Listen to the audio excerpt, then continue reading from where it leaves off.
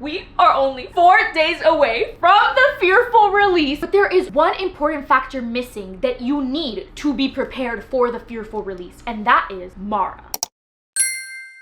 On this reread of Fearless, we are going to be looking into every single mention of death in Fearless. We know that Fearful takes place at the same time as Fearless. We know that Fearful is about Mara, our personification of death. She is here so many times. I want to see what we can figure out before we go into Fearful, so we can look out for those moments that might give us some insight on Mara's character. That being said, this is not a spoiler-free vlog. You will have had to read Powerless, Powerful, Reckless, and Fearless in order to be prepared for this vlog, because I am going to try and figure out as much as possible about the little moments we might be seeing Mara within Fearful, about the little moments that might explain Mara, about the little moments that we have between Kitt Azer and Mara, and about Death's role in the Powerless trilogy. It's time to reread Fearless. Till death do us part. This is our first mention of death. Death is the only constant in my life, like an old friend who hones every one of my dark secrets into a weapon. What does Mara know about Peyton? Do they know each other? In the novella, are we getting Peyton kind of fearful? That is when I hear Death's whisper echoing from the darkest corner of my mind. The part of me that had accepted my imminent doom the moment I learned what it meant to be powerless in this kingdom. That really strikes an interesting point of what Death might think of this, because I know that in Reckless, Peyton mentioned how life doesn't take kindly to you playing God. So I'm very interested to see what Mara might think of the elites, what Mara might think about the fact that Peyton's also a cockroach. Can we talk about that? Like, how many times has Mara met with Peyton?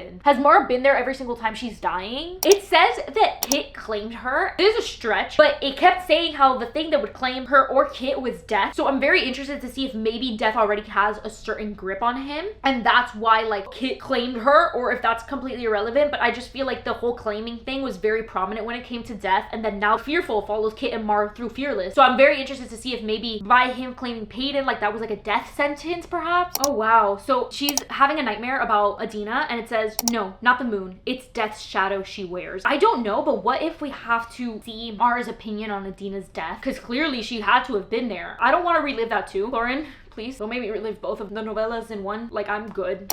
Okay, I feel like it has to be. Peyton is walking around like at night. It says, I know who stands within that halo of light. But then a second figure flickers into focus beside him. I falter. Couldn't sleep, but it seems like you can't either. Kitt. Is that Mara? Is that Kitt talking to Mara? Because it's a flickering figure. Sleep is for the dead. Oh my god. Is that like Mara and him like late night talking? The first trial is going to the burial site of the first queen of Ilia, and it says, I now understand why the bandits never dared look for her. They are smart enough not to disturb the dead, because death protects their own. I'm sorry? What does that mean? What does that mean? Are there multiple deaths? And Mara is here. Mara is in that trial with Peyton. I've never felt death so tangibly, and yet I recognize his presence all the same. The cold breath on my neck can only belong to the death I have nearly met so many times. They're like besties. Like, Peyton and Mara are literal besties in the worst way possible. Unless I'm making that up, this might be the closest that she's ever gotten with death, and I think that that's wonderful. This is an odd assumption, but it says, as much as I want her to be mine, I want her to be death's far less. And that's what Kai said about Peyton. Is she gonna become death, Lauren? Is she gonna become death? I don't mean like in death, but like, is death gonna have some type of claim over her? Because death claims everybody, apparently.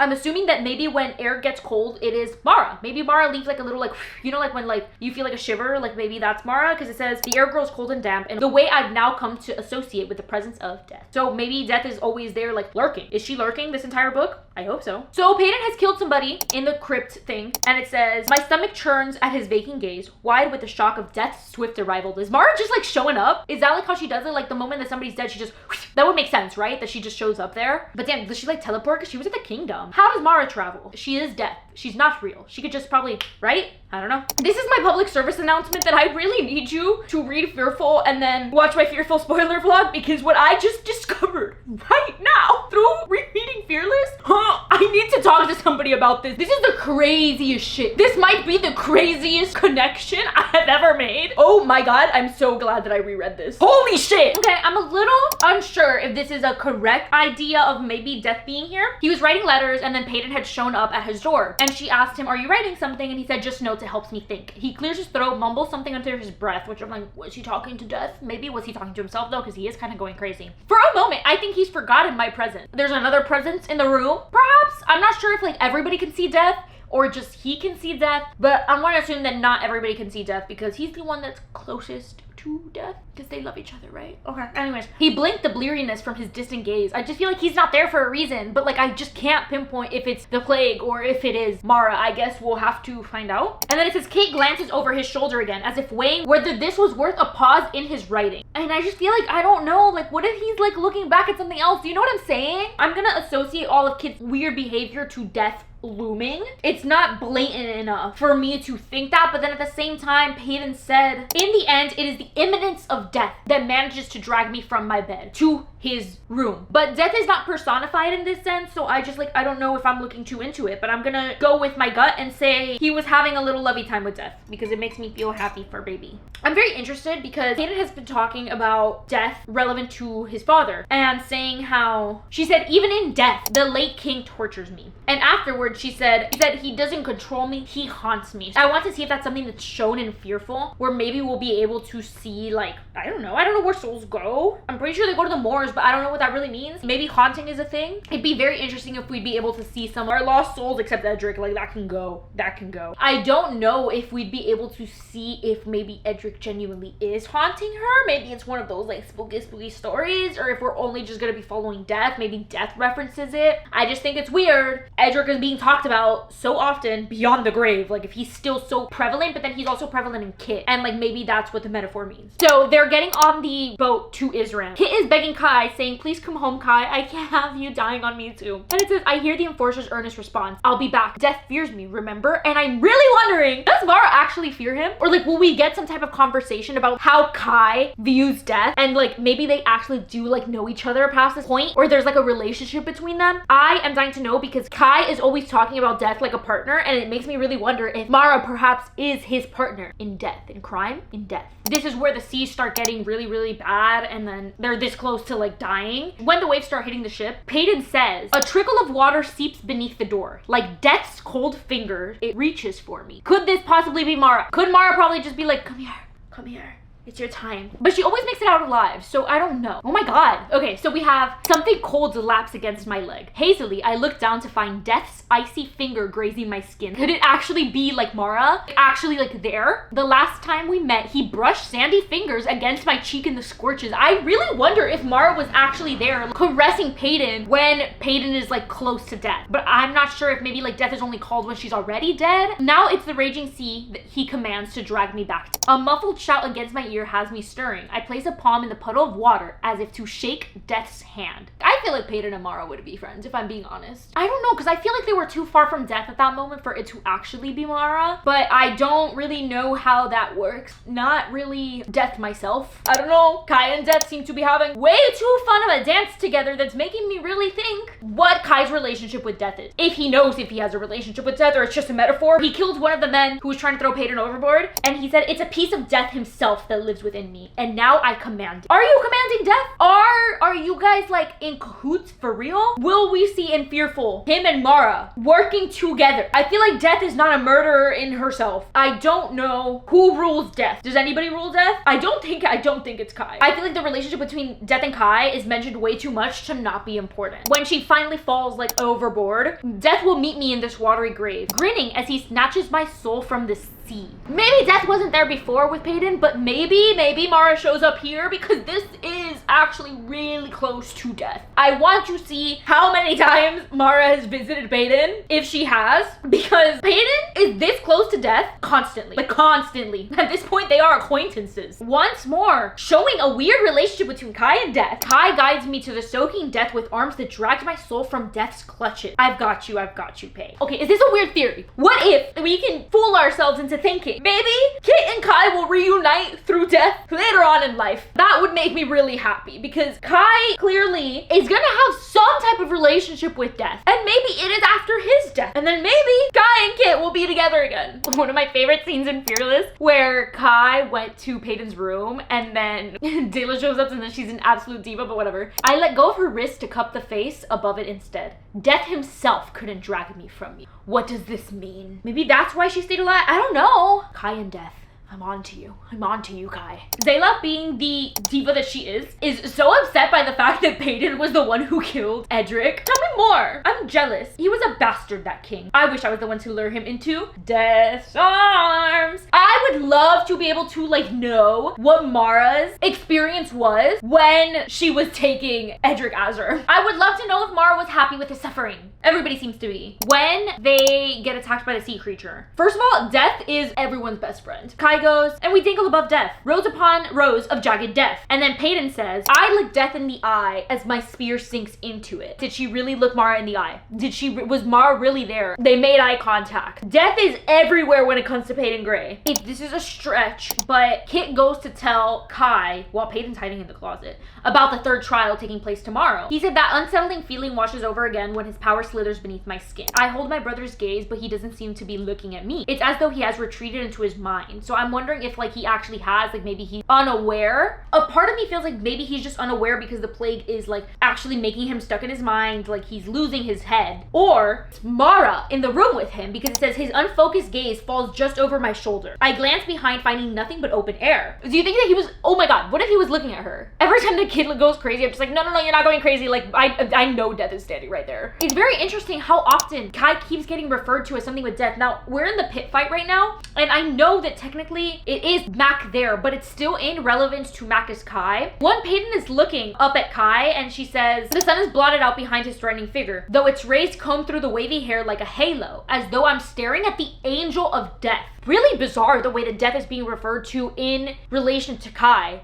It's the enforcer who stares down at me, not the Kai who counts my freckles. It's the deliverer of death in this pit, not the man who hunt everyone who dared to hurt me. It's just that relation is weird, and I want to know if Mara approved this. Do they know each other? It was mentioned throughout the entire series, and I remember thinking it, but it just feels his familiarity with death is odd. And I know he technically is the deliverer of death because he kills people, but like, what could this mean in the long term? You know, what does this mean for Fearful? You see, and even here, she says, and for the first time in my life, I don't fear death. I fear him. Is he death? He's not, because Mara's death. I am almost 100% sure that Mara is going to be at that pit because the amount of death references at the bowl is crazy. And I get it because that was the most deadly trial. She has to be ready for whoever's gonna go. An invisible hand is dragging me out of death's clutches. What does that mean? Who? Is it Mara herself? She's like, it's not your time? I don't care. See, now I know it's Mac, but I always thought that Kai was gonna come back. That does not make that scene any better because I can only imagine what it is that she is going through. Thinking that she's killing Kai, thinking that Kai's okay sacrificing himself for her and like she had to kill him. I'd be traumatized for life. Like I would never be able to let him go when I see him again. Oh my god, and Max says there's no way to heal this hurt. Stop it. And when he starts crying because he's just like, he realizes he just wants to be with the D, I can't handle this chapter. This chapter is like unspeakable to me. It doesn't exist. Mara is 100% there because here I am facing deja vu and death himself. I know Mara's standing there taking Mac right now. Please take care of him. Let him go gently. I'll go gently for you.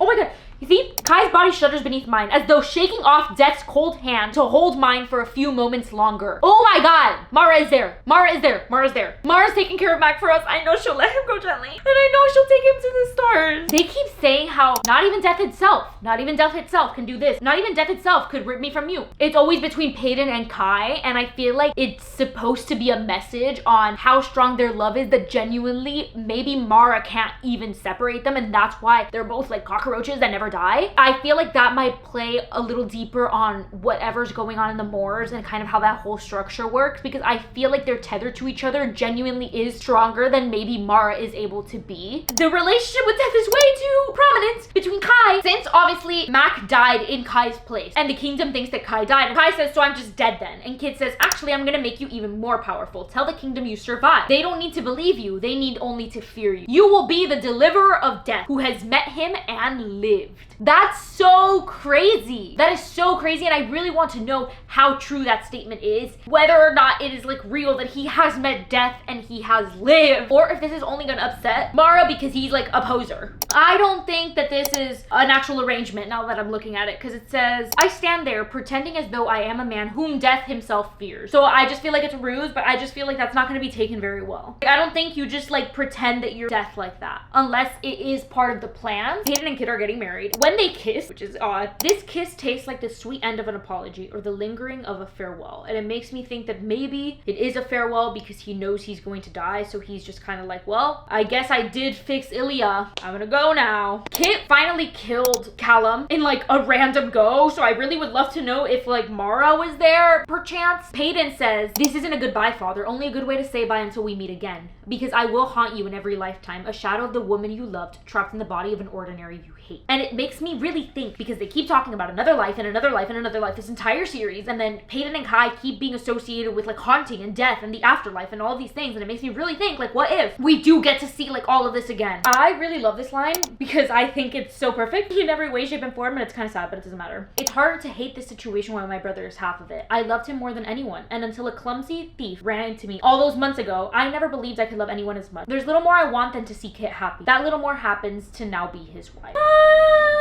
Do you think Mara is jealous? Perhaps, because I did forget that they were married. So Kitt is way far gone. His brain is not even working anymore. I don't even want to relive this in Fearful because this is so heartbreaking to see how frayed he became. It's our final sparring match, and when he lunges, Peyton says, death allows me a single moment to accept my fate. He reaches for my hands like an old friend, a reunion at long last. So I very much think that we are going to experience Mara during this scene, and I guess I'd like to see how she reacts to it. If she's protecting somebody, if she just knows that this is his inevitable demise. Like, it's genuinely so sad seeing how far we've lost Kitt. This is odd. So when the Stoker goes in, time grows sluggish. Something shifts in the air, like a stuttering of the song they were sparring to. Their feet hop awkwardly. Between the beats of the rehearsed stand, the peace that once filled this room flees from it. This at the very least has to be the call of death. Like the shifting in the air and all of that. Like I'm gonna assume that Mara's there, and like I'm oh, okay. And it's so sad because Kitt was as much Kai as Kai was Kitt. I cling on to the flickering light within me, that piece of Kitt he's planted there, and beg it not to burn out. Like Kai lost a piece of himself that day, and it's a piece that Kitt didn't even know that Kai held onto of him. Like they were each other's everything. I really wish that Kitt could have seen that. I forgot. I can't even remember myself. Oh, I didn't care for you. I don't want to be a monster. He literally says it. The crazed break in my brother's character. And then he's like, I did care for you. He lost himself. Like, he lost himself so horribly that it's just, and now we're back. You can't blame him for his actions. He doesn't even know where he was standing. He doesn't even know who he was. Like, I can't blame him. I can't blame him. His voice is thick with pain, with something cold I don't dare identify as death's arrival. Oh my god. Oh my god. Hi, Mara. Oh my god. Oh my god. I think death is stealing him now. I wrote you letters. The words are nearly lost on death's chill, so you can see why I'm a monster. Stop. This is so messed up. Stop it. Oh my god. That has to be her. This has to be Mara. I'm fine. There's a sudden widening of the green eyes that's so easily crinkled with laughter. They grow distant, pinned on a phantom beside me. I'm scared, Kai. Oh my god, that's her. That's Mara. Mara is standing there beside. I can't relive this. Oh my god, I'm gonna go insane. It was his dream. At least he died by his brother's hand, and he is remembered as the great king. Blood blossoms from beneath his body like a peaceful pool surrounding a gruesome scene. It stains his hair, turning the tip of each blonde strand into a delicate crown, as though death himself has placed it upon. What did death do? Mara! Hey, Mara! Can we explain a little bit? What do you mean? What do you mean? At least you commemorated him in death. Death commemorated him in death. He's a king. I didn't realize this. I did not realize this. Oh my god. Oh my god. The quiet words he aims over my shoulder aren't meant for me. This was not for Kai. I'll go gently for you. He was talking to Mara. He was talking to Mara. And then his gaze is fixed on the world beyond. Oh my god. Oh my god. That was not for... Oh. Peace is forever pressed into his features. You are strength, life itself. That is why death fears you. All I do is fear death, she corrects. Fear losing you. Death knows better than to try and drag me from you. That's going to be a really important point in Fearful because their love is far too powerful. I'm not okay right now. I'm not going to lie to you. She said, it's time for Kitt to rest. A weight seems to lift from my chest. Rest, not death. He's at peace and that's all I ever wanted. And he didn't. I don't know if he ended up with death, but like it seemed like death left him alone. Maybe he found peace in his aloneness. I wonder if this is true. I don't know. I don't think it is. I don't know. I don't know the timing. I stare out at the court from the very days my brother once stood upon, but startlingly, I don't feel the gaping absence of him anymore. No, he stands at my side, a warm hand on my shoulder and a smile in my very soul, and I'm gonna tell myself that that's what happened. I don't want to think of anything different. Is that okay? Is that okay with you? My god, I hate this. I hate this stupid vlog. The worst moment of my life. A Kitt epilogue. And that was not the death he had anticipated. So I'm assuming him and Death had some type of agreement, perhaps? I don't know. He seems really shocked, and I'm assuming if he was talking to Death, it's not what he was promised. But then again, she did warn him according to the synopsis of Fearful. So when Death arrives, Kitt only feels comfort. No fear or confusion, like a saner mind might. No, Kitt recognizes the face of Death. Knows her by name. Mara. Mara. The Dead King reaches for the woman who dragged him into the abyss of nothingness because he only feels relief at her presence. Death stands before him, her form so unlike the ominous tales humans so likely spin. For starters, she is just that, a she. Despite an eternity of stealing souls, not one of them had anticipated Death to be a woman. And I think that's why she has been called he that entire series, and I kind of loved that even that was intentional. There was once a time when this would have vexed Mara, but she has since grown accustomed to a dying face drenched in disbelief. I'm so excited to read about Mara. Can a pretty face not drag you into an afterlife all the same? Yes, you can! Hopefully. Hello, Kitt. Death says curtly. I warned you of this fate. I know, he answers earnestly, but this isn't the moors. Where am I? Mara sweeps a strand of chestnut hair from her dark eyes. No, she doesn't look like Death. This is your piece. Her voice is chilled. This shouldn't surprise Kitt. So they ended on bad terms? It seems you accepted your fate long before dying. I guess I did. But I'm happy you're here. I didn't think you would want to see me. I can't stay long, Mara takes a breath. Before feigning politeness, how are you enjoying peace? I'm still lonely. You didn't have to be, Mara spits. This is your own doing. I didn't realize how much hostility Mara had towards him, and I don't even know why I didn't question Mara's presence in the epilogue, and the amount of hostility that Mara has towards him is not a good sign of Fearful. So here we go. Before drifting back into darkness, Death leaves the king with a veiled goodbye. The broken words are nearly swallowed up in the nothingness, but I'll let you go gently. Alone once again, Kitt thinks on a life left behind. Perhaps he would have lived like Death suggested, but this is wishful thinking, and regret is what keeps the dead rolling over in their graves. Death does not return. Kitt often shouts into the void, pleads his case to this shunning afterlife, but it gives no answer. Death does not return, and this gives him none of the peace he was promised. I guess this is not how him and Death discussed things ending, or I guess she warned him and he still did it. I don't know, but this is the first mention of Mara, so this is pretty much a big deal. How things ended in Fearful, but maybe it's not that much hate or not a lot of disdain between them, because he sent him company, which was the 2 stars, and he said Death has been kind to him. And the 2 stars said life ripped us apart, but Death brought us together. So Mara's not horrible, and he asked them, would you stay with me a while until you see your brother again if you'd like? We're all waiting for someone. I'm hoping that this means that maybe you'll see Kai again soon. I hope. But that is all of the mentions of Death up until the moment that she finally gets named in that epilogue as Mara. So hopefully this gives us a little bit of a teaser into probably the places where she might be shown, maybe the type of relationship that her and Kitt were building, specifically the type of relationship that she has with Kai and Peyton that I didn't think was going to be so prominent. I really hated that reread. I can't believe it's over. But in just a few days, Fearful comes out and we'll find out who Mara really is, where Mara really was, and what Mara and Kitt's relationship really ended up like. I'm so incredibly excited for that vlog. It will be up on Tuesday, release date of Fearful, and I hope that we make it through alive. So this is the last rereading vlog until our final book in the Powerless trilogy. I'm not ready, and I don't think you are either. But until Tuesday, release date, and until Saturday, where we're gonna get a spoiler-full vlog of Fearful. And I am so excited to finally have people to talk to about what the hell happened in Fearless and what the hell happened in Fearful and all things Mara and Kitt Azer. Until whatever the hell, bye.